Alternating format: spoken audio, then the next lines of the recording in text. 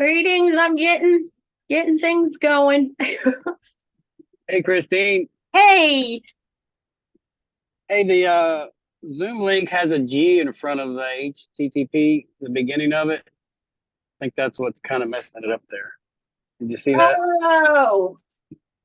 Okay. What I Yes. did, what I did was what I did was just highlighted on that, and it just minus the G, and I was able to I get think when I inserted it in the email, the cursor wasn't in the right. It was over one.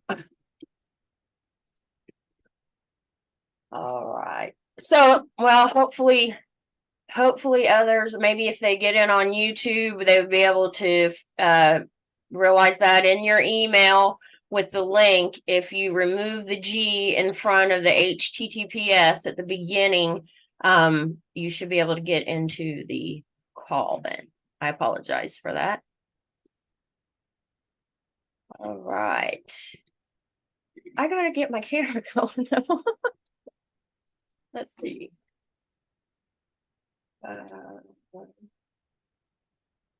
Why? Oh, because I got to do it this way, I think. Yeah.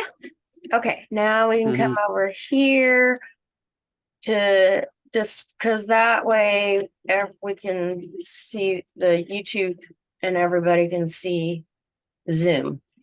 Let me minimize some of this stuff so we're ready for it. Oh yes, everything's open. Hmm. How's your week been?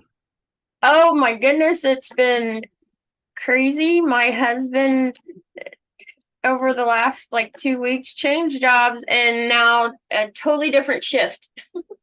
So Mm. we're trying to adjust the third shift now.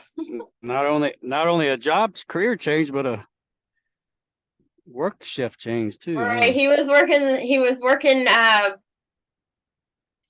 six to three, sometimes five, and then and now it's 10 p.m. to 7 a.m. Okay. So it's trying to get adjusted, get a schedule going. Hmm. Because I'm not on that night schedule. Yeah.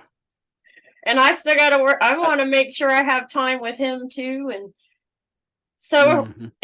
we're figuring it out.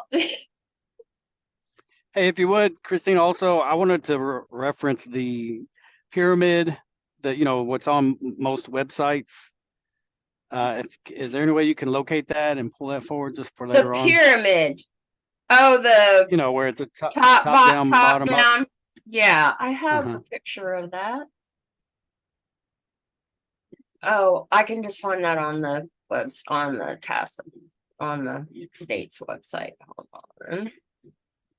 For future meetings, I'm going to try to provide something that either I can present myself or send you so that you can present if it's. So I apologize for asking that. You weren't prepared No, to. no, no. We can make it. Let's get this screen. I'll screen share to make sure I've got the right one. Then we'll get things going. Is that the one you're looking for? Yep, that'll work. That'll work. Awesome. Okay. Mhm. All right. We'll go ahead and greetings, everyone. This is Christine Van Pelt on Gibson County, State Coordinator, Lead Recording Secretary for the Indiana Assembly, and the Indiana Assembly, Jural Assembly, and Militia Assembly are in session. I want to welcome you all, and we will first take a moment to honor our Creator.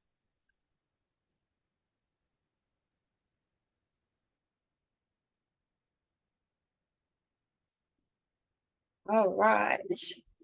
Oh, wake up, my computer. Oh, come on. And then I also so I've been trying. Oh, okay, I don't want to do that. All right. So I gotta still be able to get over here. Okay, there we go. Technology. Okay, I think I have everything running. Oh, you probably better go live. That would be helpful. I don't know why it doesn't go ahead and do that. All right, so again, we've already had our moment of silence. This is Christine Van Pelt on Gibson County for the Indiana Assembly. The Jural Assembly and Militia Assemblies are in session. It is Monday, September the 11th, 2023. We do want to remember all those that lost their lives in that tragic event, but we're going to honor them. And so we'll go ahead and get things going. Let me screen share, get all the, oh, I got a screen share in this. Come to here. Okay. So we'll go ahead with the Bivens decision.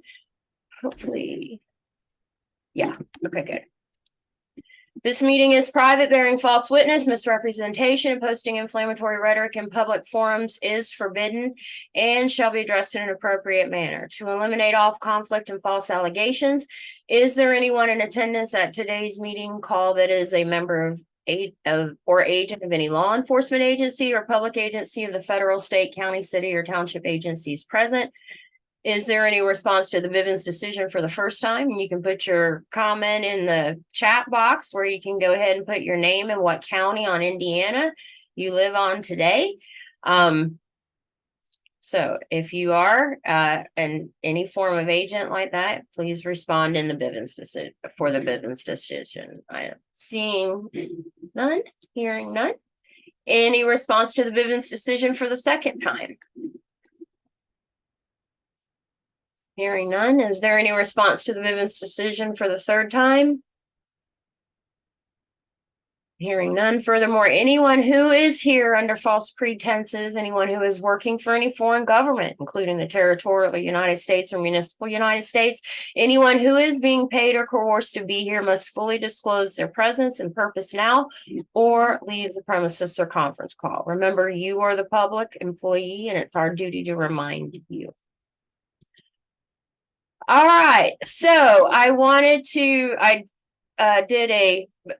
Terry sent an email to all the coordinators that was a message from Anna to share out to the assembly. So I created where I went through and read that, and I'll go ahead here and play that. Wait a minute. What was that? Let me get this here. Come here. All right, and then I should be able to share that. Yes, okay.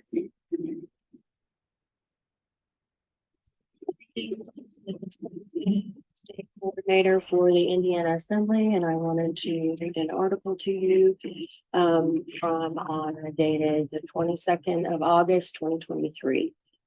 Well, we keep our attention focused on what is good and center our minds and hearts on peace and on what we visualize and dream of and accept our happy places. We also need to go about the business of bulwarking ourselves and our assemblies with food and water security. This is an ideal focus for all state assembly militias and will be assisted by the KTF, which has already been briefed this morning. Will be contacting the militias. The first steps may or may not have already been accomplished in your state, which is simply an assessment of existing water and food resources and planning for alternative water sources and long-term food and fuel resources. Realistically, we all know that city water resources have been poisoned for a long time, and this could get worse in days to come, as well as interruptions in municipal water services. We have to locate existing old water wells and get them prepped and tested, plan cistern captures of rainwater, and where possible, install community hand pumps and where people can drive up, pump water, and drive away. Where can we store food longer term? Assess local sources and warehouse and storage shed opportunities among the members. Make distribution plans and identify those most at risk in your assembly. People who are elderly or ill or very young. Concentrate on making sure that they are supplied first as much as possible. Have supplies on hand where they can get to them easily without traveling, or agree among yourselves so that arrangements are in place to take elders and young children to safety with families in the assembly. Look at the local fuel sources. What happens when the electricity goes out? How many fuel sources are readily available? Does everyone have a plan to heat their house if worse comes to worse this winter? My team will be doing everything possible to make funding available through the assemblies to make all these things possible above and beyond what the assemblies can do for themselves by pitching their resources together. But don't get stuck or stand around waiting for funding. Just make a start and a plan and know that we are working night and day to get you the prepaid credit cards and other resources. Consult the preppers in your assembly. They may not make themselves conspicuous, but they are there. Ask for volunteers to help build preparedness plans for the assembly as a whole and for individuals and families in the assembly. Create neighborhoods where members are close enough to help each other. We keep faith with the best even as we prepare for eventualities, knowing that if civil unrest or disaster visits our state, it's going to feel good to have our own food, water, and fuel situation under control and be able to stay home out of the maelstrom. Simple safety steps should come first. Make sure everyone has deadbolts on their exterior doors and proper signs posted. Remember that you have to have a contact name and number or email or mailing address when you put up a private property or no trespass signs that are not effective if you don't give a name or contact. Make sure everyone has a fire extinguisher and knows how to use it. And everyone is flying the peacetime flag, either with an actual flag or door decals. Make sure each family has plans for safety exiting their house in case of fire or other necessity. Make sure everyone has a reconnect plan, how they will locate each other if they have to leave their home, if telephone services are shut down, etc. Make sure every family has a safety and first aid kit and knows how to use it. Such safety kits should include 2 emergency blankets that reflect body heat for each member of the family and 1 for pets. It should contain adequate gauze, medical tape, saline solution, and padding to dress multiple wounds, large and small, multiple times. Band-aids, a range of antibiotic and antifungal sprays and creams, elastic bandages for sprains, antidiarrheal medicine, laxatives, water purification tablets, and live straw water filters for everyone. Safety matches, candles, needles, microfilament, painkillers, scissors, sharp knife, tweezers, cold symptom medicine for fevers, antihistamine medicine, rubbing alcohol, and pure grain alcohol like Everclear, and a hot water bottle, cold compress, and basic vitamins, especially vitamin C. This will pack up in 1 or 2 small backpacks, depending on the size of the family, and be ready to go. Everyone should have a safety whistle, a small flashlight like a pen light or keychain light, either mace or pepper spray, depending on local laws, and a stout walking stick or cane. Each family should have an emergency radio that is equipped to charge itself via solar powered and or hand crank. Ideally, this radio will also be able to charge a cell phone. Each family should have at least 1 oil lamp, fuel for it, and a sufficient supply of candles, butane lighters, and matches. Tea light candles set on a fireproof surface lit in place under upside down terracotta flower pots will radiate enough heat to keep enclosed spaces well above freezing, which is good to know. Don't forget to stock up on batteries, especially any batteries needed to run medical equipment at home. Each family should have an adequate supply of sterno or other means to cook food. An outdoor barbecue grill that can burn charcoal or wood, depending on local supplies and your own situation, can provide a supplemental cooking fire during gas and electrical outages. Each family should have warm blankets and sleeping bags. Each family should have at least 3 months of food in storage, either on their property or very close by within walking distance. Remember that in the event of any emergency from whatever cause, it is standard operating procedure for the police and other groups to barricade the roads and not allow traffic into or out of the area.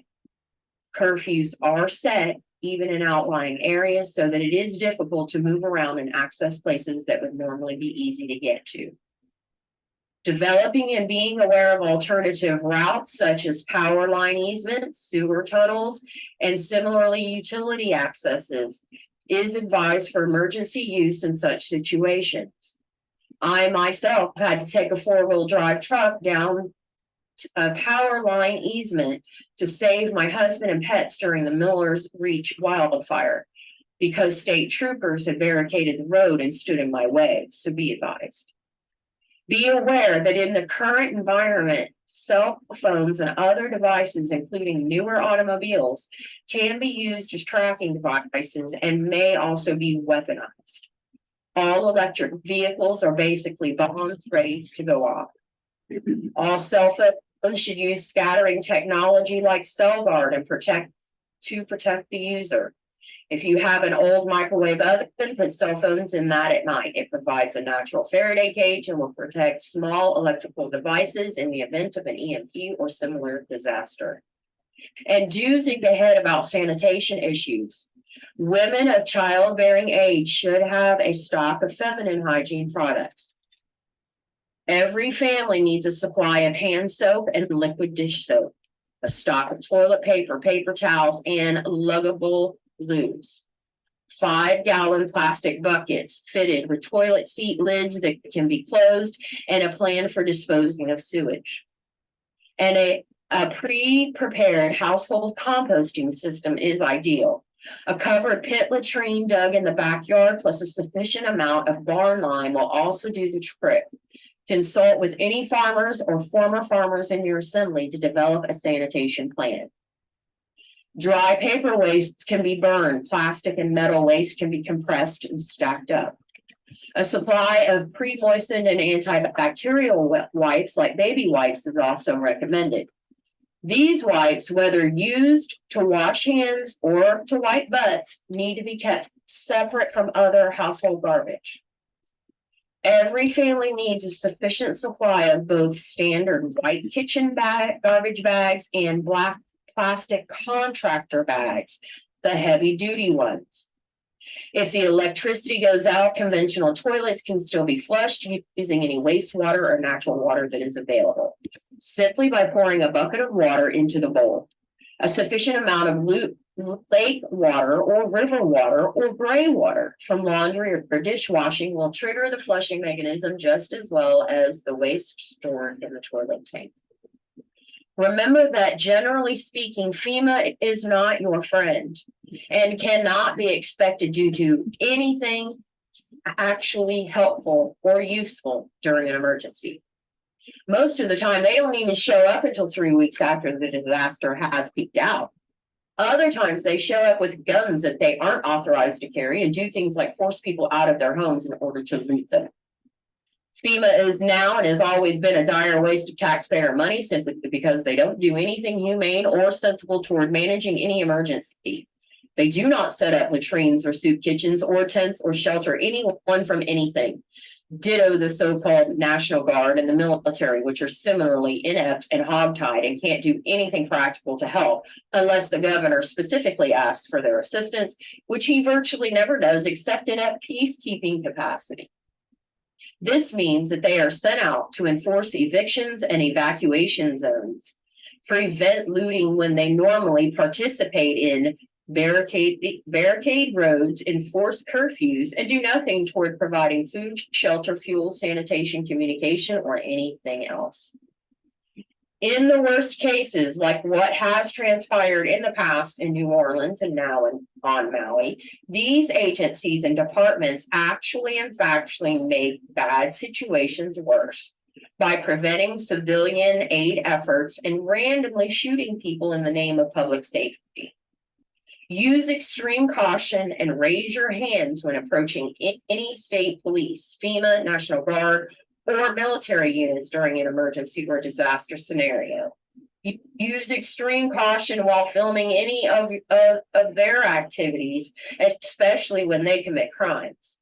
Even normal activities like riding a bicycle can get you killed, so be very aware and very conscious of your environment. The military always overly hopeful and full of bravado with these sorts of estimates has advised that there may be 3 weeks of generalized civil unrest following an as yet unstated event. More realistic guesses say 3 months and others say 3 years. I say do all and whatever you can to ensure your safety and the safety and comfort of other assembly members. When push comes to shove, money doesn't matter. What matters is goodwill and being prepared. Let our state assemblies rise to the occasion in every situation, and may our militias and our members conduct themselves with wisdom and honor. All right, everyone, I want to thank you. All right.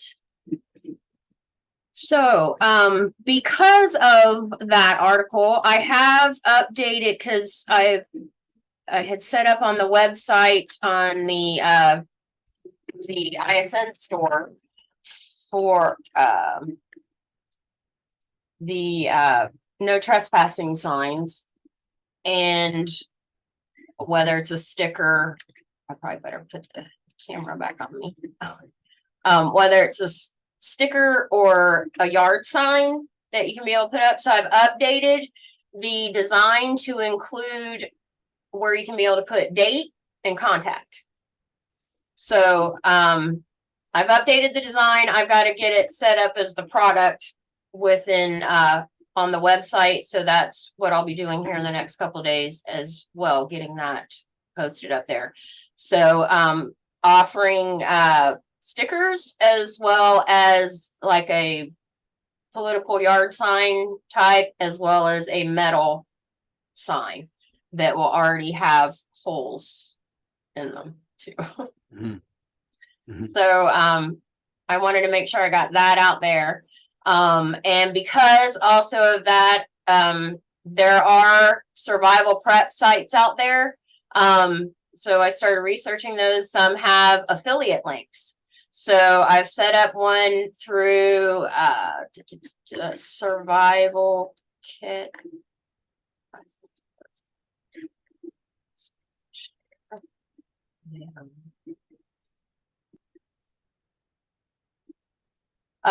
Yeah, survivalkit.com. The request is sent for becoming an affiliate. So I'm waiting for the activation. And at this point right now, it's the commission is 5%. So as a means to be able to generate additional revenue, as well as support the assembly members to be able to get survival equipment. And it's called survivalkit.com. I'll go there and you can go there, survivalkit.com, and you can be able to see what all they have to offer there. But right now it hasn't been approved yet because I did it over the weekend. So they have to do their approval for it. Let me share you. Come on. There we go. Now, minimize that. Come on. Technology. Computer patience. Right. So then, of course, this little pop-up. But here's survivalkit.com. So they have various tools, survival gear, survival kits. You can get various home kits, things like that. That's just one site. And they're in Utah. Most of these places that I found, though, they're either California or Florida. And there's usually problems if it comes from, like, for Indiana, if it's from California, it takes a week for just shipping anyway. So, but that was one that was a little bit closer. So that's why I selected that one. So that is, and once I get that set up, I'll be sending out all the affiliate links for everyone. And then they can start sharing it as a means to also help support the assembly while getting their survival needs met. All right, so then the next thing, one more is I've listed on the agenda that I'll post in the on the website with the minutes and video and everything. These three articles are the most recent articles on the on onavonrights.com website. So I went ahead and linked them there. I want to go ahead for time. I'll go ahead and read the one that's good news for common people, because we want to try to have as much to give this as possible. All right, so I will link that there and I'll share. Well, it's 4 pages. I'm not reading that. It's a great one, but it's where Anna goes into discussing about the Organic Act of 1871 was repealed in 1874. So that's because of that, I'll skip to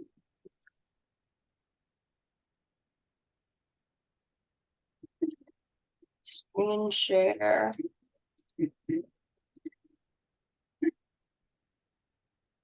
All right, so the mutual powers flow from each state. Okay. The Confederation of States subcontracted as the state of states to receive an additional grant of delegated power for the federal republic. So the mutual powers from each state collect in the holding company pool provided by the Federation of States and pour over to fill a pool of powers shared out to the Confederation. From the Confederation, more delegated powers are shared out again to the Federal Republic. From the original Federation pool, still other mutual powers were shared out to the British Territorial United States government and the Holy Roman Empire successor, doing business as the United States, later the United States Inc. So the mutual powers flow from each state to the unincorporated Federation of States, doing business as the United States of America. From there, certain powers were separated out and further delegated to the Confederation of States as of 1781. From there, the Confederation of States further delegates and shares powers out to the Federal Republic if the Confederation is operating. The United States of America Federation directly shares out specific powers with the British territorial government subcontractor and the Holy Roman Empire municipal subcontractor.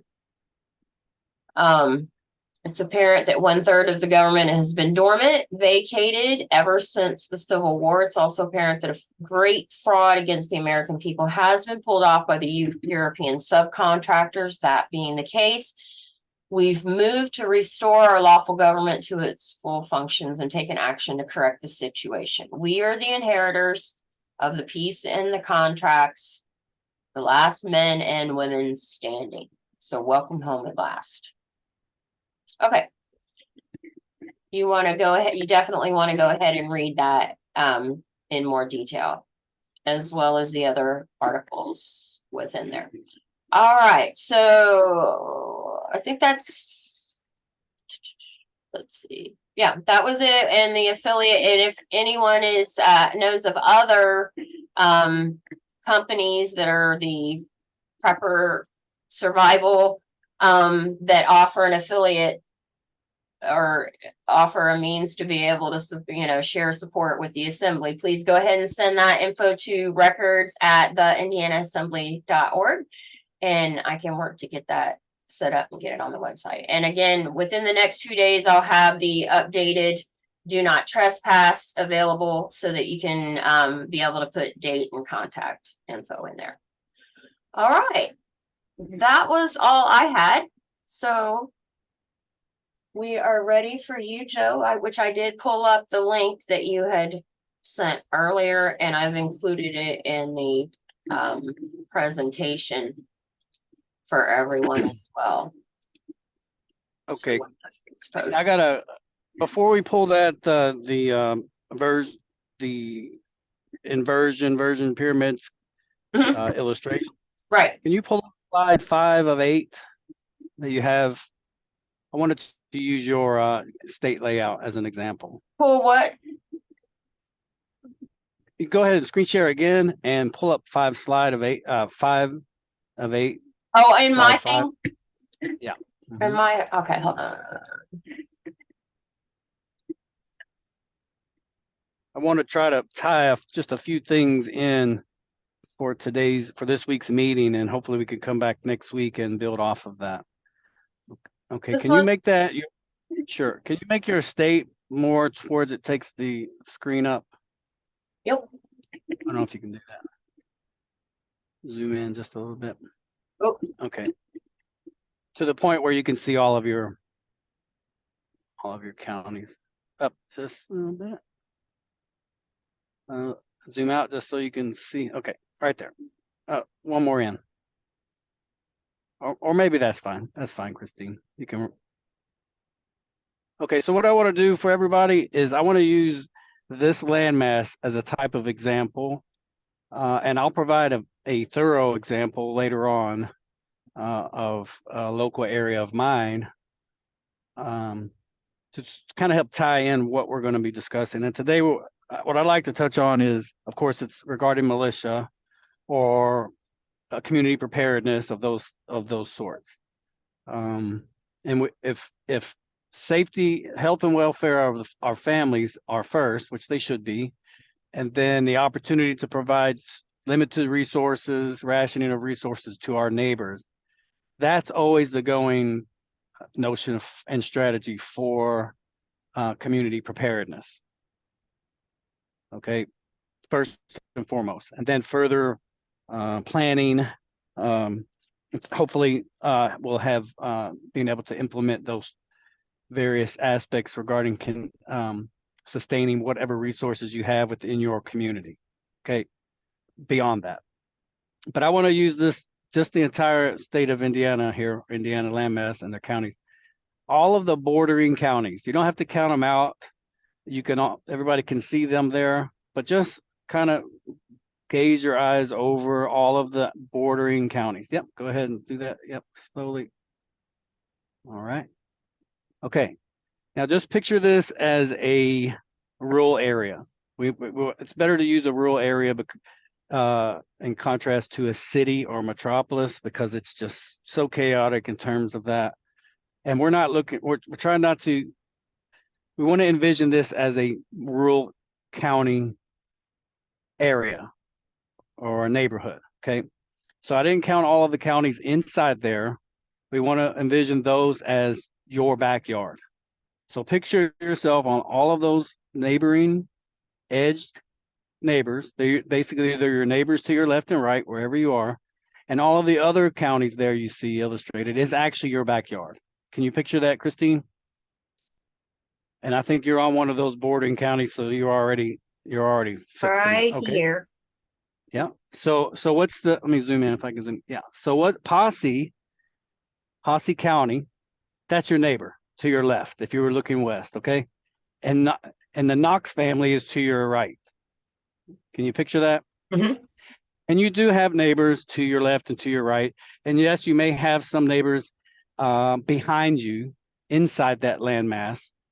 Okay, but just for starters, just to kind of prime this research here, we want to try to reach out to your neighbors to your left and right. And if the Knox family is to your right, then you're to the left of the Knox family. And to the right of the Knox family is Sullivan. Okay, right? So on and so forth, all the way around. Never mind that there might be people living in your backyard or in the back in this area. We want to focus first on that perimeter because typically that entire perimeter around that rural area and all of those neighboring, no matter how close they are, you have a neighbor to your left and your right. I have a neighbor to my left and to my right, and I also have neighbors across the road. Okay, but we want to focus on a perimeter or a cordon effect. So I want to go back to the survival aspect that you touched on, Christine, and that's basic survival provisions. And then it begins to escalate further. If your home is your estate, you would hope that you are as safe there as you are currently. And if things start to unravel, then they do unravel, but they're unraveling not at your home. That's your last, that's your sanctuary. That's your estate. And it's our responsibility to maintain that estate, both in peacetime and or otherwise. Okay, but we also want to be neighborly. So in a situation like this, with all of your neighbors to your the two neighbors to your left and right, and their two neighbors to their left and right, and so on and so forth, all the way around the perimeter, you can envision a road that if you got in your car and you took a right and you went past the Knox family, past the Sullivan family, all the way around, kept turning right, kept turning right, kept turning right, kept turning right, and you could be back to your house, right? Okay, that's your perimeter. That's your access point. That's what the Federation was mentioning regarding the diminishing access to roads, if need be. Okay, and that's just the whole part of what I'm describing here. And I do promise to bring back an exact map that shows neighbors, 62 neighbors, in fact, on a landmass like this with surrounding roadways and the various lands that are behind them, hard standing um, water sources, ponds and tributaries, creeks running through, all through in and throughout and around this area that I'll be discussing with next week. But the cumbersome effort that it is, unless you've already established this relationship with your neighbors, your immediate neighbors, could you imagine though trying to escalate awareness of all of those neighbors all around that border? How would you or any of your neighbors reach out to all of those neighbors? How could you possibly do that in a concise manner, in a thorough manner? Right. And given that if communications are down. Yeah, right. Given the fact you couldn't pick up the phone, you may not know all. Let's just say there's 65 of these neighbors, all encompassing this perimeter, and the communications were down. How cumbersome would it be and difficult would it be, especially if you didn't know? Maybe just you knew well enough your neighbor to your left and right. Right. If you only knew your neighbor to your left and right, how difficult would it be to reach all of the other surrounding? If that was the objective, which it is, right? In this scenario, is to reach all of those families. Okay, well, let's say you're in Gibson, you're the Gibson family. You should know the Knox family. I mean, that's pretty neighborly to know your neighbor, your immediate neighbor. But you may not know the Sullivan family very well. You may not. But wouldn't the Knox family know the Sullivan family? Right. See? Yeah. Right. Okay. So in this scenario and in this necessity at this point with what the Federation was describing, there has to be a launch period or launch point where this community effort takes shape. So what it would be as if Gibson family was to initiate a call out to the community, and their first priority effort is to reach out to their surrounding counties. They would do that. You would carry a message of benevolence and peace, and a concern, a series of concerns that you have brought forth. Most likely, and you're going to anticipate that most or a good majority of your neighbors is already privy to these concerns, and may also well be tracking the same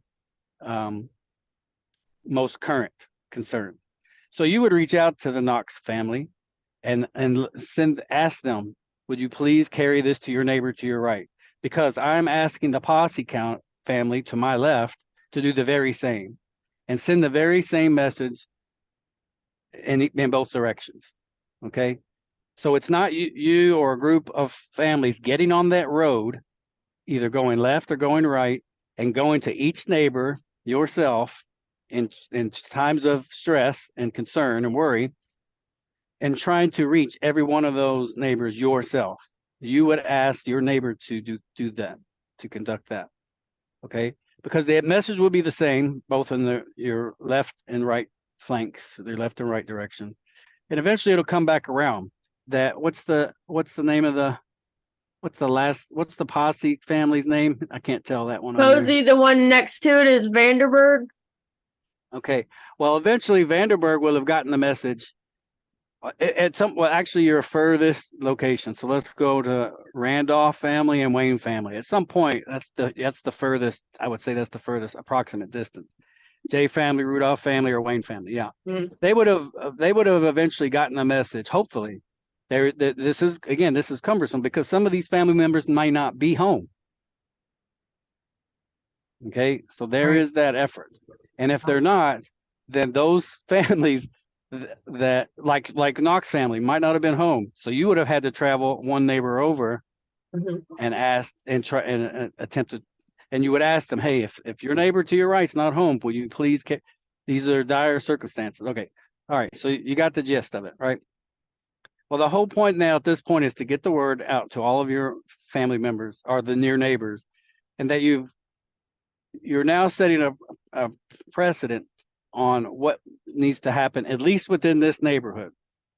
And that is to preserve what each family member has, and also to preserve the interior portion of that landmass, which is everybody's backyard, essentially, with a few caveat neighbors who may live back there as well. Okay, because there's there's water sources, there's livestock, there's gardens, foliage, all of that was exactly what is needed at that point. So you wouldn't have to travel beyond your area. You would actually have essentially at this point secured that particular neighborhood with an honest effort. Everybody's informed with the same message, and then you carry on from there. The other cumbersome aspect of this is some of these neighbors all around the perimeter may not even be prepared whatsoever with any kind of extra provisions at all. And this effort should be prepared to realize that at some point. Some also may not choose to even participate at all. Like, no, I don't want to have anything get off my property. I mean, there's some neighbors that are not very neighborly. Let's face it, right? But the effort is out, and if your neighbor to your right doesn't want to speak with you, then you would, but they're there, then you have at that moment a non-participating neighbor. But you would go to the Sullivan family, and that Sullivan family, yes, I understand that, absolutely. Gibson family, I got you. Can you envision that, Christine? Have you heard of this strategy before? It's a cordon strategy. It's meant to secure an area. I didn't know it was called a cordon, but I can see that. Right. Well, and so what this does is, in addition to what the Federation has advised, this keeps people from having to travel out beyond their home and for sure beyond their neighborhood. Okay. And this is just one aspect. Now, I didn't mention, which should be obvious at this point, I didn't mention anything across the road. In a statewide illustration of this, of course, we have states across the state lines. But if you're picturing this as a rural neighborhood, you have neighbors across the road. And they have a perimeter as well. It may be smaller, it may be larger, but typically they should have a way to be able to go and turn right and make 3 other rights and be back at their home, right? Turn left, make 3 other lefts, and we'll be back at their home. That's their cordon, that's their perimeter. So they have the same exact way to provide security for your community. Never mind the whistles and the water and the extra food. The community awareness is what we're aiming for. It's natural. Nothing is overreaching. Nothing is too much to ask. Because everybody is in this situation already. They're already neighborly. They already have their property lines. They already are polite to each other. They're always everybody's appreciative of having roads, and they go travel across the roads in and out and around their neighborhoods. And they also are very appreciative of having acreage where they can build their gardens and their buildings and all these other things. So all this does, basically this, which no one's familiar with this, and I can appreciate that entirely, that no one is shifting their conscious awareness of their neighbors and their own property and their immediate adjacent property just over the property line. No one No one has ever pictured this because it simply hasn't been expressed as a necessity, and certainly hardly any neighbors have even rehearsed this need. Okay, so again, cumbersome in many directions. But when situations are escalate, it shouldn't take, because of the resiliency of people as it is. Most people will, who are aware of the situation, they will adjust quite rapidly. So that puts Okay. out there, though, any volunteers on the bordering counties, if you're interested in being a communication connection for us to be able to, so we can start a mass list of everyone that's willing to be that sharing point and how we can connect with you, and we can start building what that looks like. Mm-hmm. Let's use Lawrence County really quick. I'll reiterate this, but in a much more concise manner. Okay, so we used the entire state and all of those counties, but now let's look at Lawrence County. Lawrence has how many neighbors? 1, 2, 3, 4, 5, 6, 7, 8. Okay, this is the exact same. This is the exact same principle, but now we're going more towards a county. So Lawrence family has all of those neighbors around them, but just using the highlighted variant to our advantage. Washington's not home. See that? Or Right. Washington doesn't want to participate. Or Washington is belligerent. Washington says, no, you guys, I had nothing to do with this. But Lawrence has made an attempt.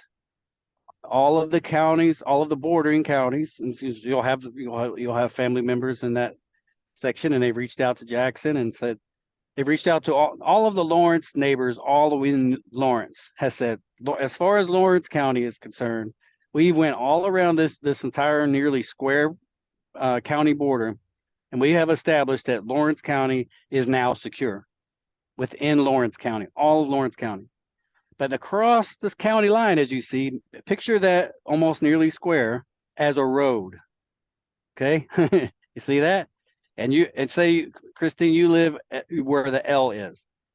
So you pull out your driveway and you go right again, right again, right again, right again. Now you're home again. And same if you went left. You've essentially, or the county itself has already assured itself that it is a county. So it has already provided that presence, that state of mind, that sovereign existence. Okay.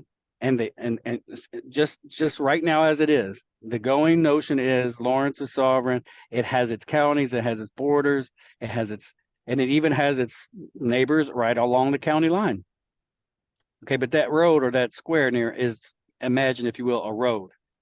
So now Lawrence County is reaching out to its neighbors across the street or across the county line with an attempt to say, Jackson family across the road, not to your left or right now, Jackson County across the road, this is what we've accomplished. Monroe County across the road, this is what we've accomplished. Greene, Martin, Du Bois, Orange, Washington, this is what we've established. And of course they would say, well, sure, you're a county, we're a county. Well, all my neighboring counties across the road, we're in a situation here. We need to galvanize our awareness of what is taking place, and just use your imagination. Okay.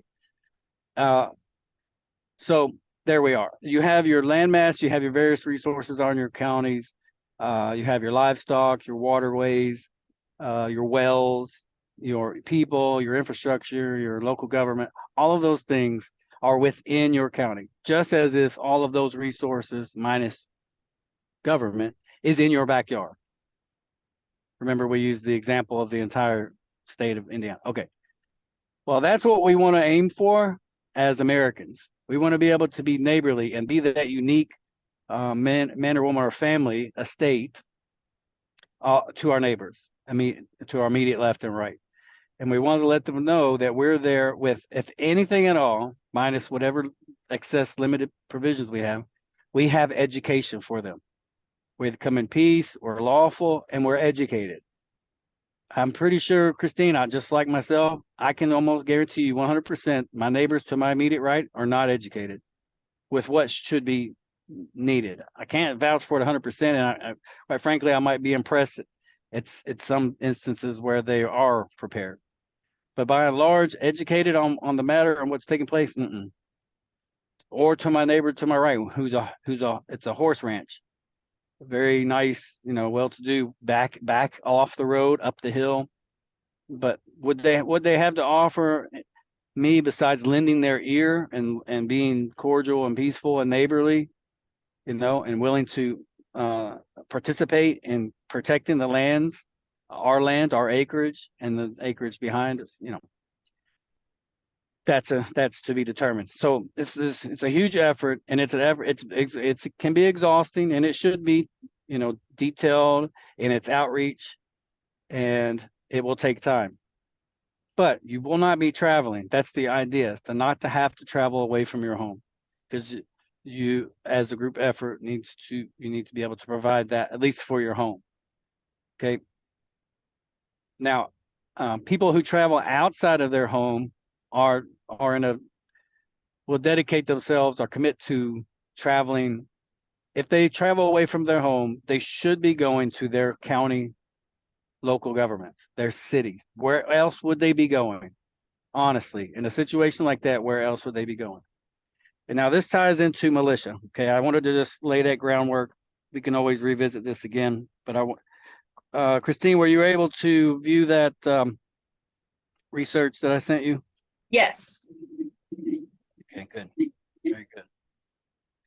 Now, were there any takeaways from that you had? Any concerns regarding the Oath Keepers?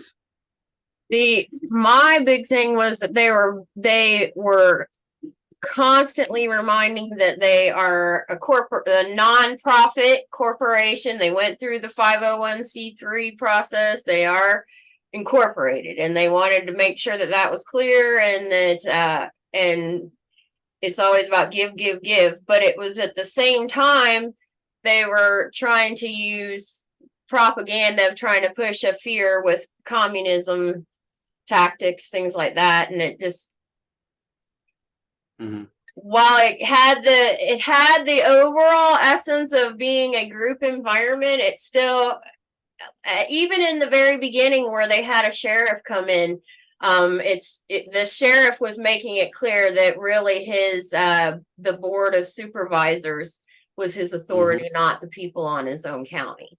And he was making it clear he wasn't even listening to them. Right. Now I wanted to share that because, and with you, and again, that's a cursory, you researched that one particular video segment. There are others. And what I would like to offer the listeners and your future assembly militia speaker for your Indiana assembly is to focus on, in particular, the Oath Keepers. And if they have time, they can research all of the other national groups. And they are the constitutional sheriffs. I think that's spearheaded by Sheriff Richard Mack. Oath Keepers is second. The NFAC, the 3%ers, the Guardians of Liberty, the Proud Boys, and the Boogaloo Movement. I'm sure there are others. This is coming, basically research coming out from the Southern Poverty Law Center. I don't slow down to cast stones or dispersions at any one group necessarily. I just go with what we have, and that's fair enough. Okay. Now, not all of these groups, I've studied the majority of these. The Guardians of Liberty, not so much. 3%ers, not so much. Boogaloo Movement, yes. Constitutional Sheriffs and Oath Keepers for sure. I am aware of all of these, but these are national organizations, and they would be, especially Oath Keepers for sure. They're a 501c4. At the national level, they are considered either a welfare organization or a nonprofit. A 501c3 is supposed to be a charitable organization. It's a little bit different. Some would say charitable is nonprofit. If you're a 501c corporation, you're chartered or chaptered, and you're incorporated on many levels. Well, and something else is that their 50 their nonprofit status is based on all the prepper supplies and movement and stuff, but they're lumping it where it's actually helping them with their political movement at this. That's the real message in there. And but yet, as far as the IRS is concerned, they're saying that this is supposed to be a nonprofit. Yeah, right. Or a charitable organization as far as 501c3. Well, what's interesting about the leader here, and we can go back and become more familiar with this group in particular. And out of these 7, I would like to extend the offer opportunity for our American Assembly militia leaders or speakers to focus primarily on the Oath Keepers. Because out of all of these, except for the constitutional sheriffs, the Oath Keepers are omitting themselves through their incorporation, not to take any political. So they're nonpartisan, apolitical. Although, those who are considered of a militia movement or group, at least the Southern Poverty Law Center and other outlets deem them as far-right extremists, and that's fine. I mean, if that's what they're considered, that's what they're considered. Again, there's no need to deviate too far in any other directions to try to conclude the matter.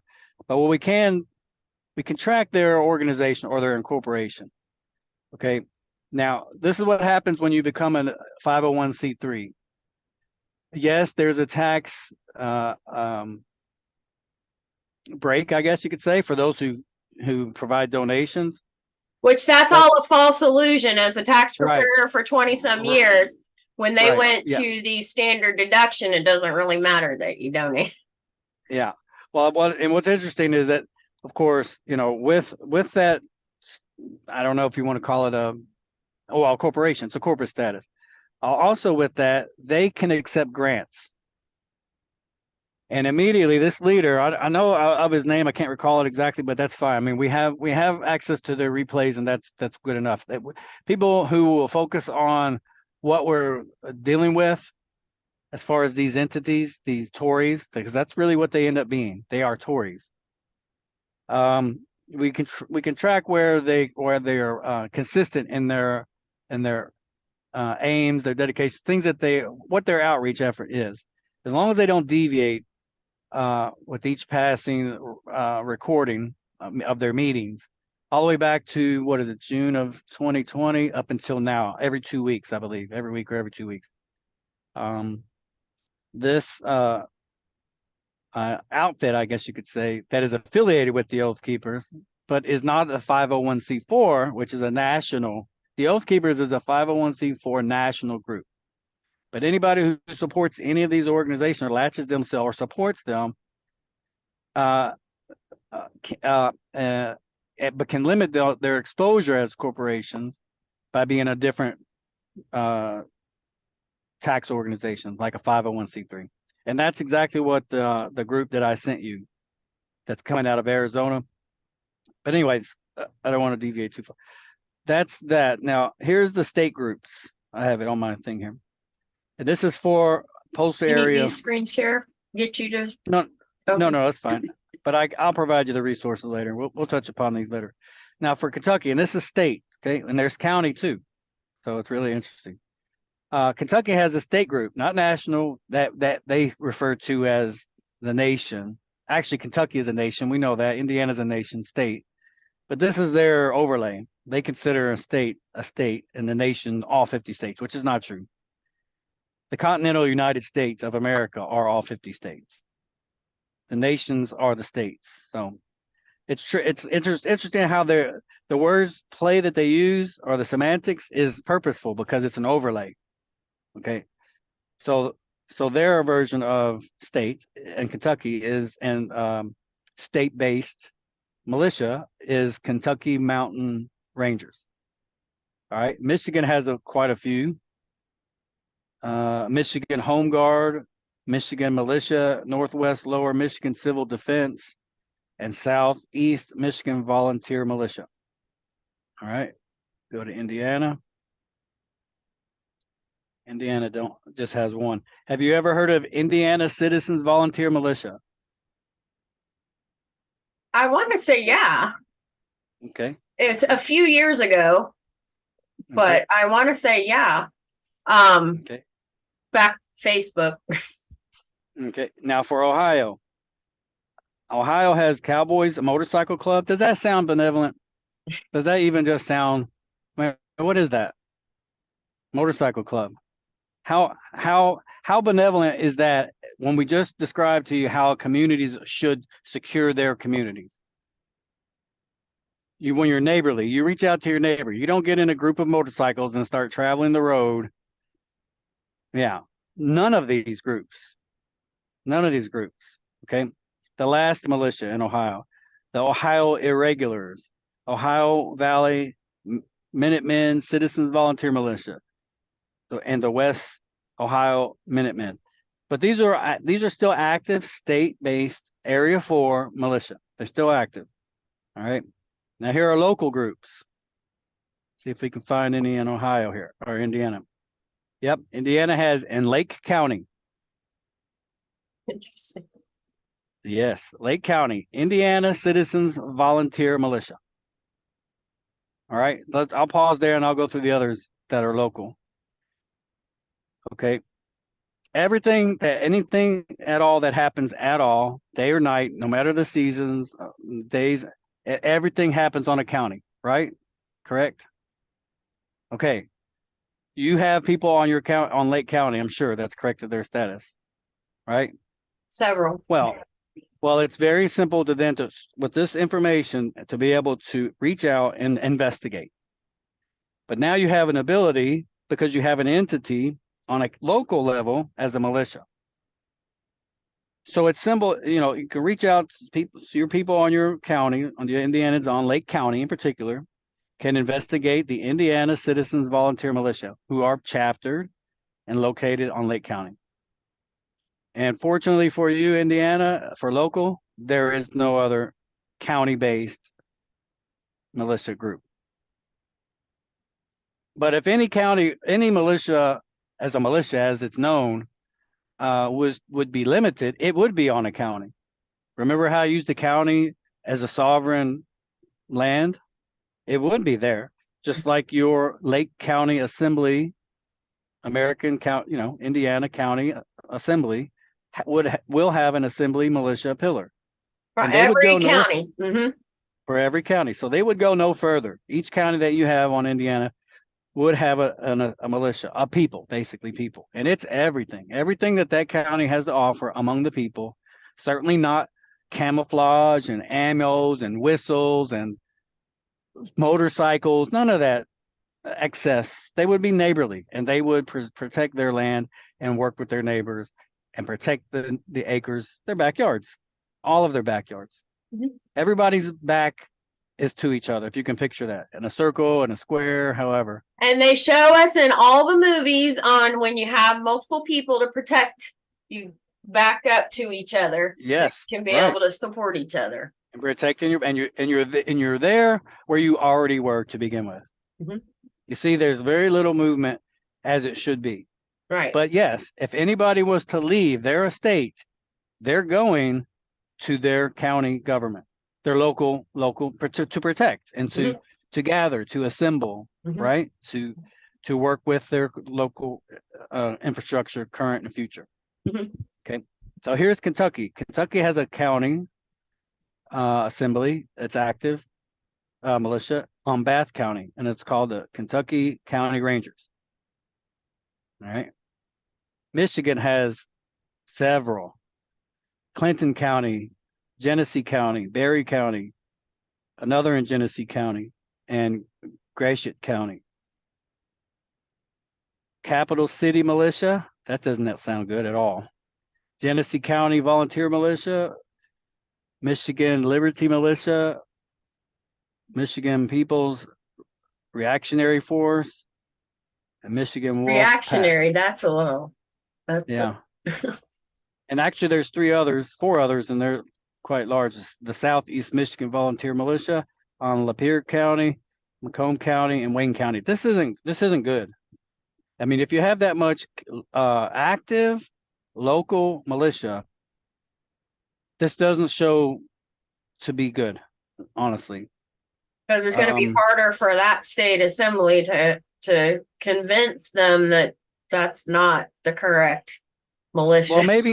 maybe not. Again, this just depends. You have people who have dedicated on the working on they exist on these counties. The question is, how hardened are they and dedicated to what it is that they're dedicated to? Right. Do they shoot weapons and target practice all the time and work with all of that, or do they work with building homes? Are they architects? Are they cobblers? Shoe repairs? Do they deal with homeopathic medicines and remedies? Are they landscapers? Do they work together in that way? No, most likely they work in military or paramilitary units, right?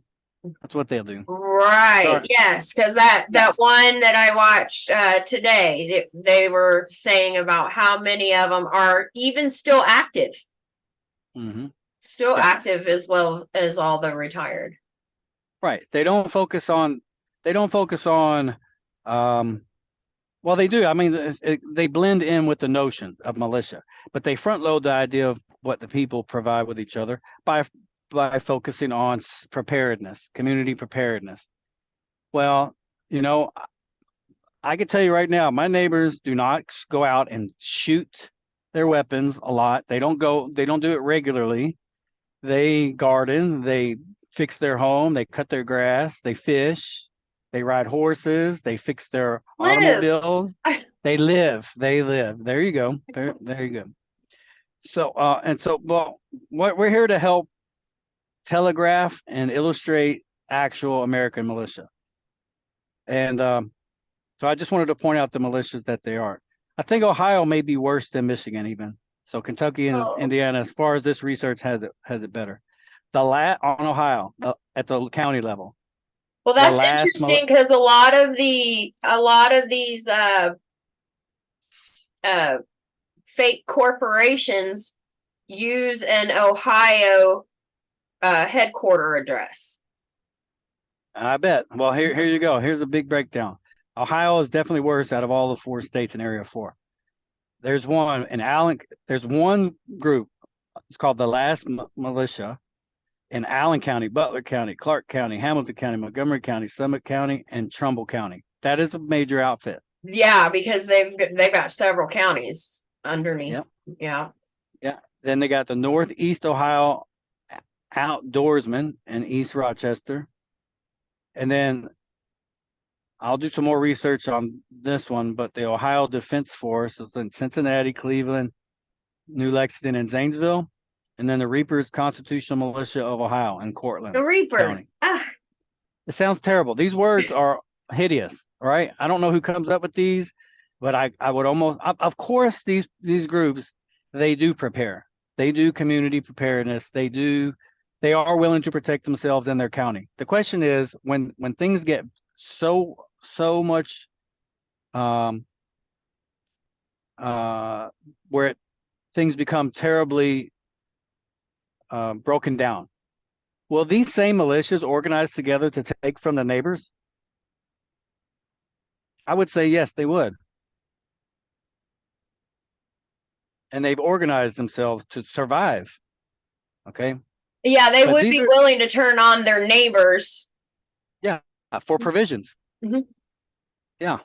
Instead of, or trek through the counties, or these, in this case, county regions, and take whatever they need in that moment. Would they be disciplined? Have they placed that? Yeah, no.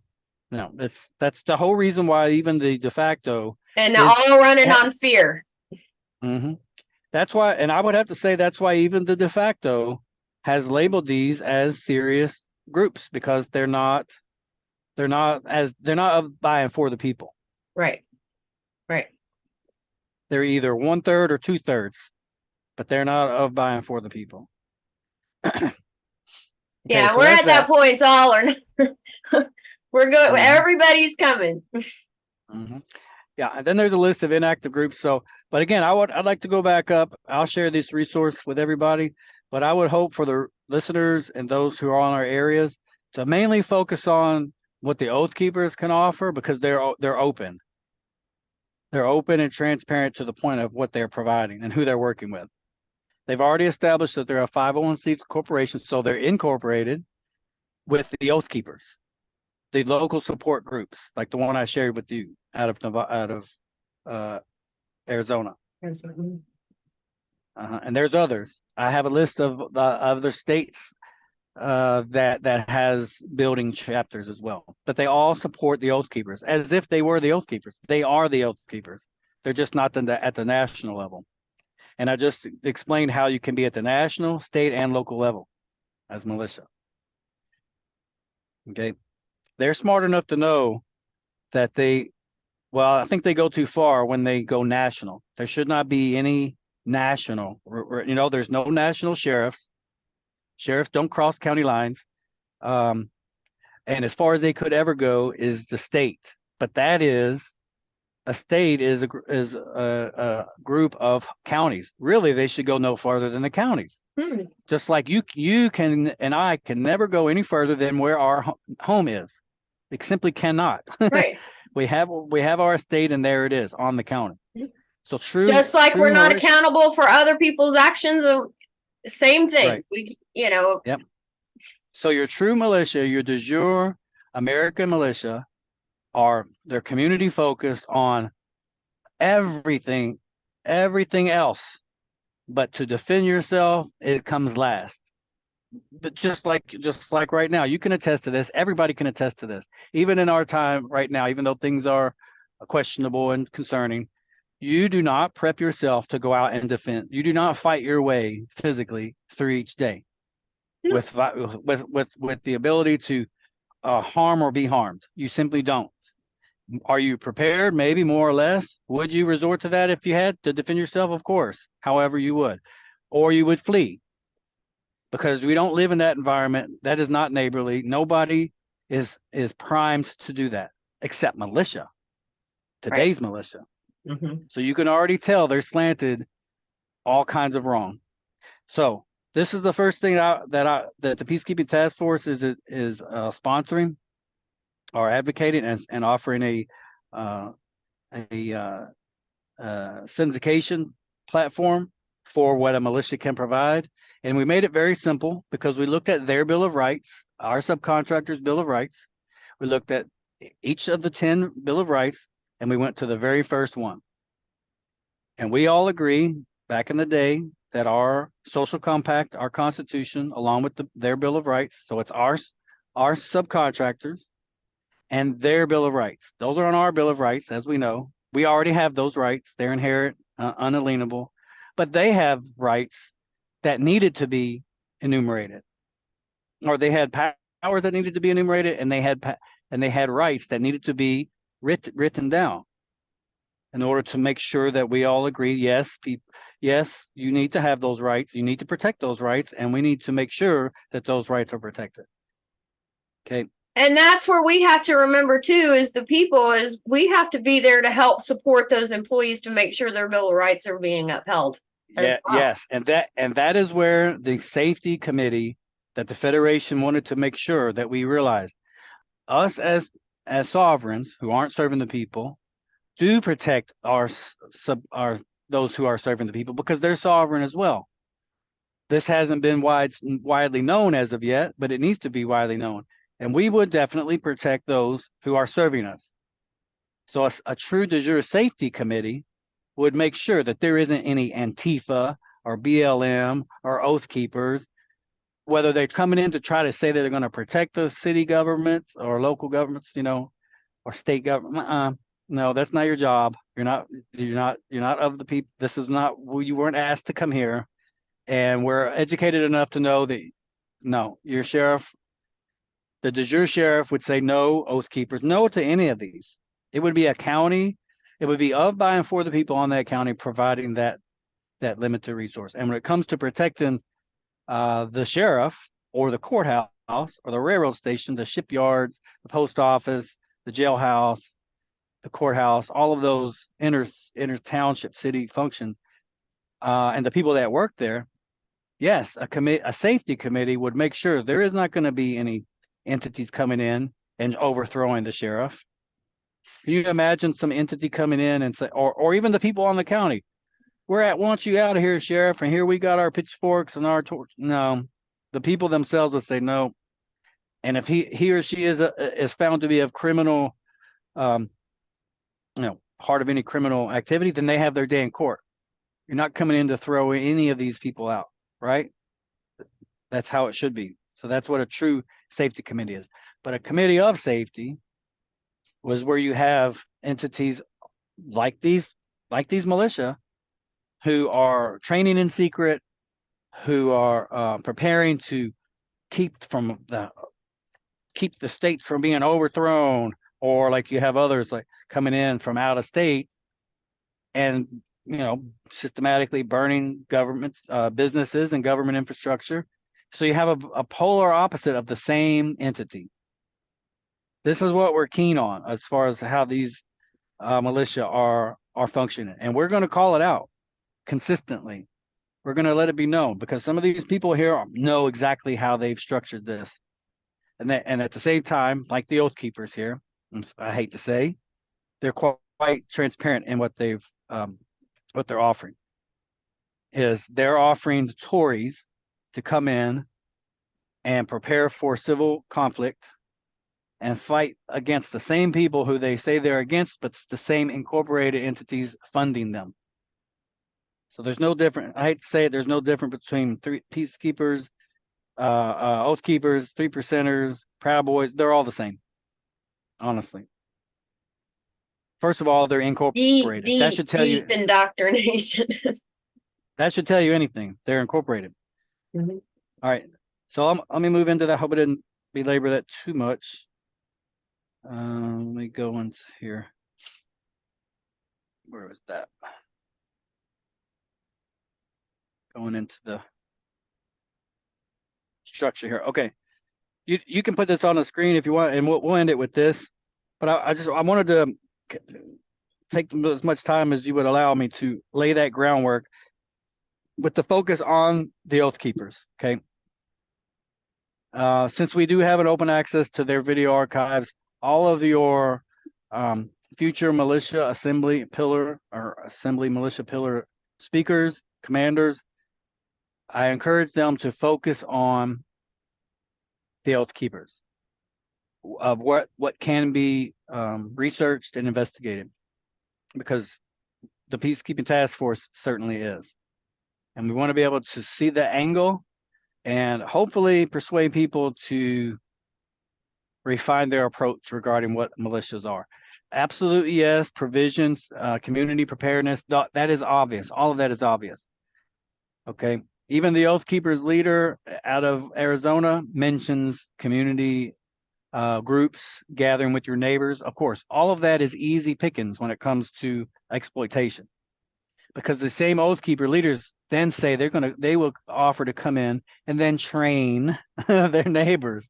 Oh, what is this now? So we can talk about that later. But I just want to focus on where the exploitation very well may be coming from, Christine. So we'll look at the de facto government, since we're talking about that first. That's in the blue. I don't know if you can blow that up. I'm also looking at it on my screen. If you can't blow it up, that's fine. Oh, you can. Good. Got better? Yeah, I can read it too. Okay. Okay. So we know that this is inverted, but the path moving forward is the de jure, and that's in the red. But this is what we're most familiar with at the moment, is the inverted pyramid. If you notice, the people are at the bottom, but if we know what people we're talking about, notice there's a capital P there. These are constituents. There are people who work that are supported from the bottom, but are found all throughout until the very top. So the people at the bottom is supporting the very top, actually. So you have people who are with a capital P there. That's your people who work within the territorial or municipal subcontractors. And then you have the corporations themselves, as is people or persons in all capital letters. And these are the way that everything is exploited regarding flesh and blood men and women, treated as corporations and recognized as such. Okay. But so the territorial municipal, that's a creation of state and federal incorporations. But you wanted, and then you go to the federal republic, which is as a democratic form of government now, or democracy, in place of a federal republic. So that should be there, but it isn't, and it's overlaid. Confederation of state is absent. Municipal state of states instead of the jure state of states. So the state of Indiana versus Indiana state. That's what it would be. Okay. And then as we're growing more familiar with this structure and identifying where these things are being exploited, I'll ask you before we go to the top, and then we can confirm it from by looking at the top where you suspect where this exploitation is taking place. Okay, so we went through all three. Now the Federation of States, the American States Assembly, we're fashioning ourselves within this function, and yes, this seems to be where they would be because of the we're establishing the state assemblies in order to rejoin the union, right? And then with the rejoining the union, then we can revamp the Confederation of States, correct? Okay, so we've identified all of these parts so far, and we know that we're not operating as a federal republic, we're operating as a democracy. The Confederation of States then is voided or dormant, marginalized, and then we have the corporate overlay state of states. Then we move into the actual states singularly, and then we're familiar with a state, which is actually a nation. Then we look at the counties, which are actually countries, all right? Then we move into the city function, and then the people. Now, it's okay to guess, because since you and I are the only ones on here, Christine, but where do you think the parasites are in this entire structure? City. Okay. You want to guess again? It's all right. You might be right. You might want to be. I know you're a very astute student. You probably heard City and within the corporations too. Right. Well, there's corporations all throughout. There's a marriage between the corporations. When they incorporate, there's where they go wrong. They're in that middle ground when they are corporations. They're completely lawful as corporations so long as they're unincorporated. Because then they become basically from my understanding, an unincorporated entity is just a more visible company, like a company, like a business, like a local business. So a corporation is just a larger local or state business. So that's, or even a federal, like the Federation of States, unincorporated. Okay, so, all right, so let's go to the top, and then you'll see if you're right. Go look on sort of the red side of the Jure land and government, and we can wrap up here. You can zoom in on that. Oh, or you can see. Yeah.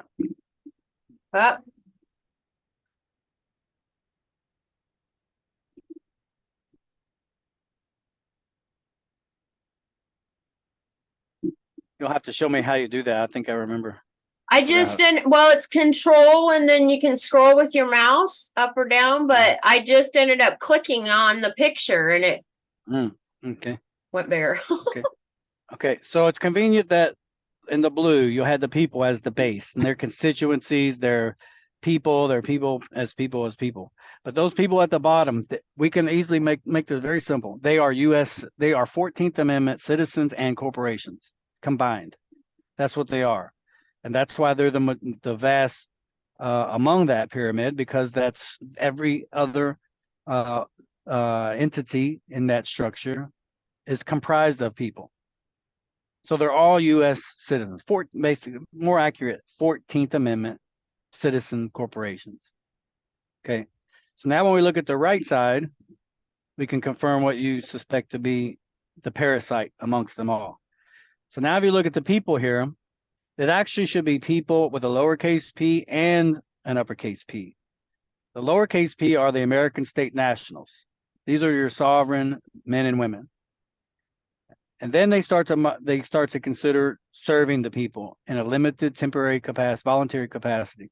Then that would be people in the uppercase P, only that. and lowercase the rest. There in the de jure land government, there is no all uppercase as far as people are concerned, Mhm. and hopefully not city, state, county, any of the others.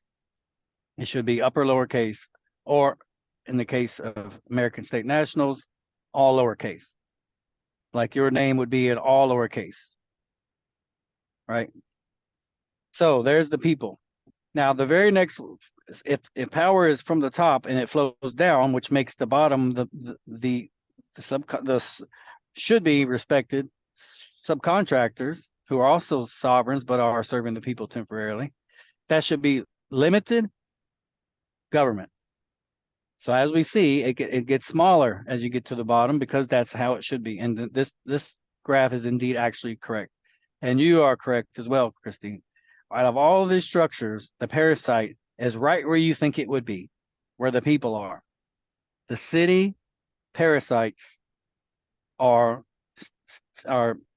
siphoning the sovereignty from the county.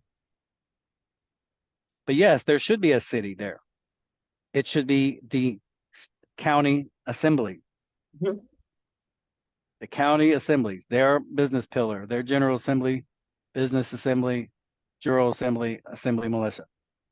There's where the city should be. There's where the people because that's where they are. They come from all around of the county, around the county, and they serve or they listen or they elect and they participate in their county government at their city seat. Right? Right. Okay. And that returns sovereignty to the county. And then as far as the county goes, through the city by the people, so it's of, by, and for the people, of, by, the, for the people. Then the law of the land on the county is the sheriff, which solidifies the county, and it provides that law of the land, county elected man or woman, who then establishes where we are a county or a country, if you want to look at it like that. Mhm. Then the state, which is actually a nation, which holds all the countries, just like they try to express in the public schools. They totally forego how it is because they have an overlay that they're trying to define. So in reality, your county should have its own flag because it's a nation, just like the USA has a flag, right? Right. Yeah, your county should have a flag, and it most likely does not. Some do have a type of flag, but it's more for show or novelty than it is for anything else.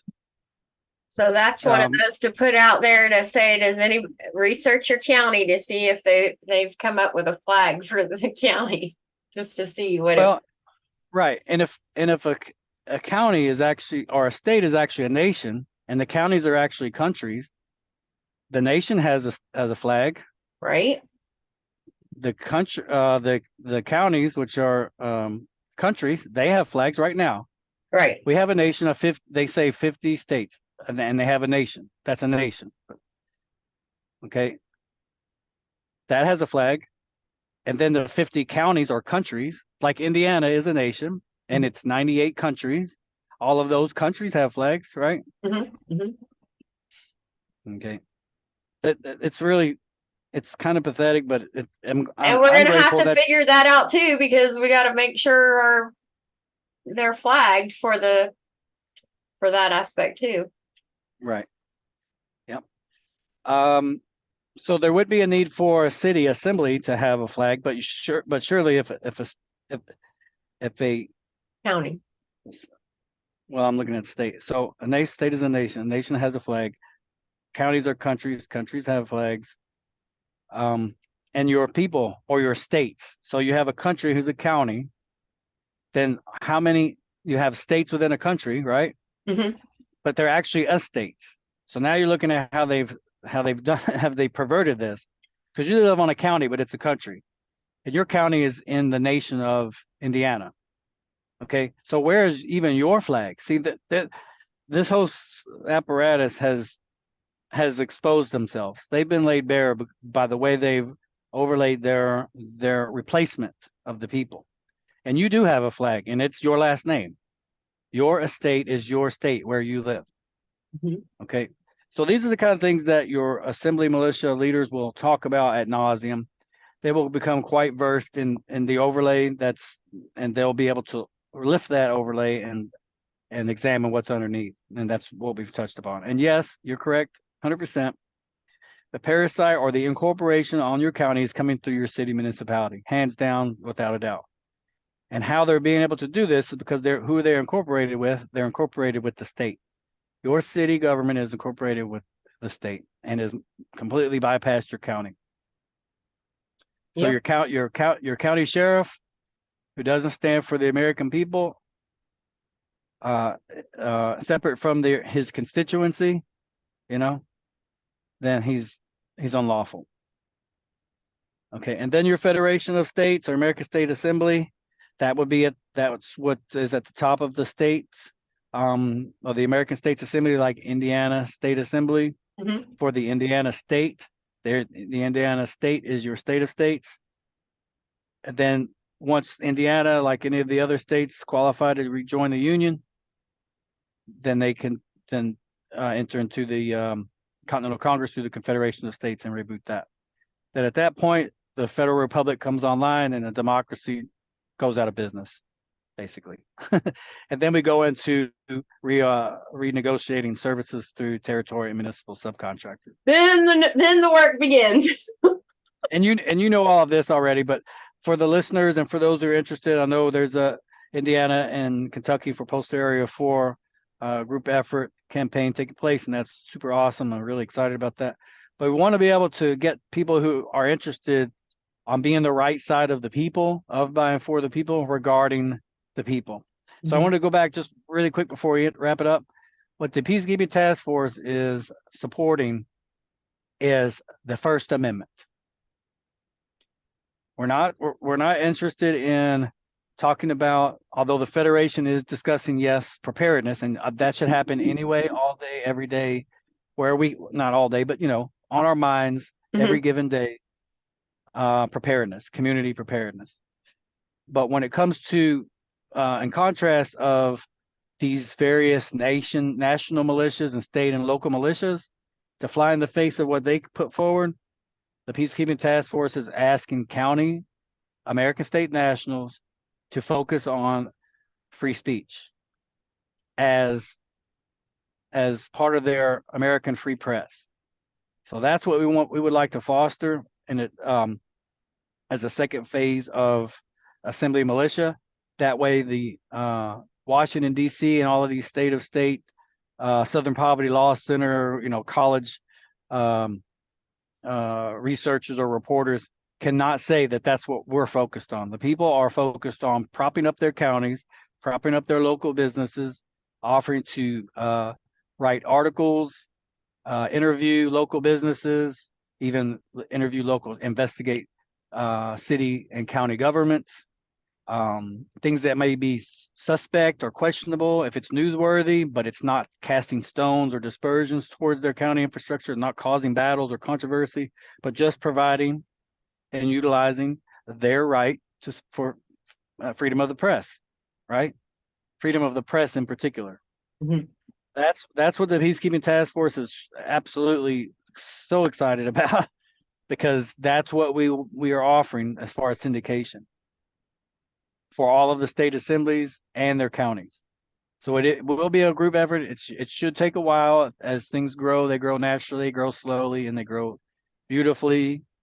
And so patience is a virtue in this, but certainly when it comes around where Southern Poverty Law Center or NC Chapel Hill or the FBI or Department of Justice, they will have no choice but to say the American people are upholding our First Amendment right, and they're showing us how it's done at the local level.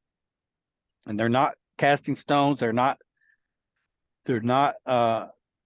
going out in the forest and shooting weapons and talking about protecting this and that. I mean, again, it's a slow process, but I hope I was able to express, something that the listeners, and particularly Indiana and Kentucky, can focus on. I know I was back and forth, but I had 3 main points I wanted to share. So I hope that was enough. And it worked perfectly. Yeah. What I'll do is I'll provide together. So I'll provide next week. I'll have to find the map that we utilized but it'll show precisely what I meant. And it'll Okay. have it'll have an area of my county where I live, and it'll show the 62 neighbors that I have. It'll show the landmass, and because you'll see a topographical view of what I'm just referring to. Sounds good. It's better than using the state map. You're right. We're just working with what we had there, but yeah. All right. Awesome. Well, thank you very much. We greatly appreciate everything from you and your time that you've even spent of gaining all this knowledge, and that you share with us every time. Yeah. Thank you. And we've touched upon different things over the weeks. We'll tie them back in. I'm hoping to receive questions, if not from the listeners or people in Indiana or Kentucky, but even from you. If you have questions things that might stick out that's not tied together well, just write those down and share them with me, and I'll just come back around quickly and touch base on that again, and we can continue to go around and around. There's not many avenues that we need to go. I mean, there's only 4 seasons in a year. Right. So there's not a whole lot of moving parts with how it should be. Local limited government, very simple. So Sounds like it's just reiteration as we go, right. Yeah, and that's what we need though too, because we have to have that repetition too, because it's so easy to slip back into that old programming. So and that's where then we help each other, being the accountability partner of, if the wrong term is used, go ahead and say, no, we're not hurting anybody's feelings. We're actually here trying to help each other remember how to make that change together. Yeah. So what's next week? Is that General and Militia, or is it? Yes, General and Militia next week. Now, Kentucky tomorrow evening is holding their business call, so we should know more about whether we're sticking with the Monday evenings or changing that up where we can be able to possibly merge together so we can minimize, so you're not having to be in 2 different places, and we're all not having to try and do 2 calls as well. I'm really excited. So yeah, no problem. I know it is exciting. I also have a meeting with the Michigan Assembly tomorrow afternoon or tomorrow evening. But what I'll do is I'll actually, as cumbersome as we did through this meeting, talking about new aspects here, new developments and new research, but I'll refer them to this channel or this particular meeting. Absolutely. So as we move forward, they can share in what we're working on regarding militia and the militia, as it's actually expressed, assembly militia, assembly first, and all the aspects of the militia. Yeah. So did you like that though, Christine? We're not talking about guns and bullets and beans and all that. We're talking about we're talking about local county outreach, journalists utilizing free press, freedom of the press. How wonderful is that? And how needed is that right now? Yes. That is a part of the militia, like every other service and that you can imagine that exists on your county. So what a wonderful way, and how simple is it when we look at their 10 amendments of their bills of rights? We embrace that. We protect that, and we show them how it's done by, running just really. I mean, it's quite sad, but leaving mainstream media, or the whole notion of media, which is, that's a pagan entity, and you probably are aware of that. So we even make it very simple. We've identified idolatry all over it. Yes, we've noticed that as a word, and we respect it, that of what it is, and we don't use it. And we show that we're talking about freedom of the press, journalism, freelance journalism, writing, real writing, not artificial intelligence either. I know this is the part I'm excited about too. This is something I was seeing this when I first came in too. I was seeing, well, we're going to have this at some point. Right. And isn't it so fitting that it's the First Amendment of the Social Compact? They made it very simple for us. They laid the groundwork. Yeah. So the American Assembly Militia are besides of what they should be responsible for already, which is community preparedness and neighborly preparedness. Of course, we plant, we sow, we cultivate, we harvest. Of course, we do that, and then we share our excess with our neighbors. What we have, they don't have, we share. That's already given, and the Federation has touched upon that, of course. Mhm. So the Assembly Militia will go down in history by showing how to provide American free press. That's what the Assembly Militia is by and large first, along with everything else. We have plenty of time to get to everything else, but that's what we're showcasing. So I'm really excited about that. And this way we can start getting back to being more of actual family as opposed to treating each other like wicked step siblings. Right.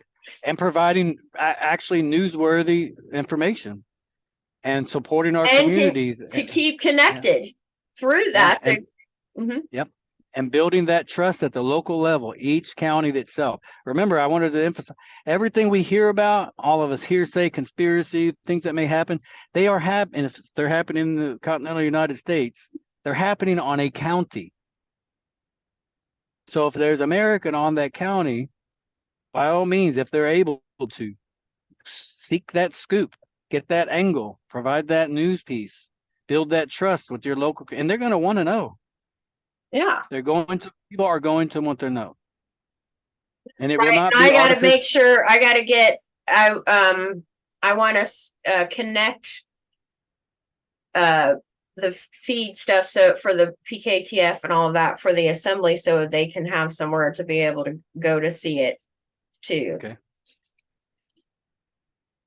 All right. You gotta forgive me too, Christine. I'm in my workstation right now, and it's if I was at my home office, I'd be much better at. No, you're fine. Yeah. All right.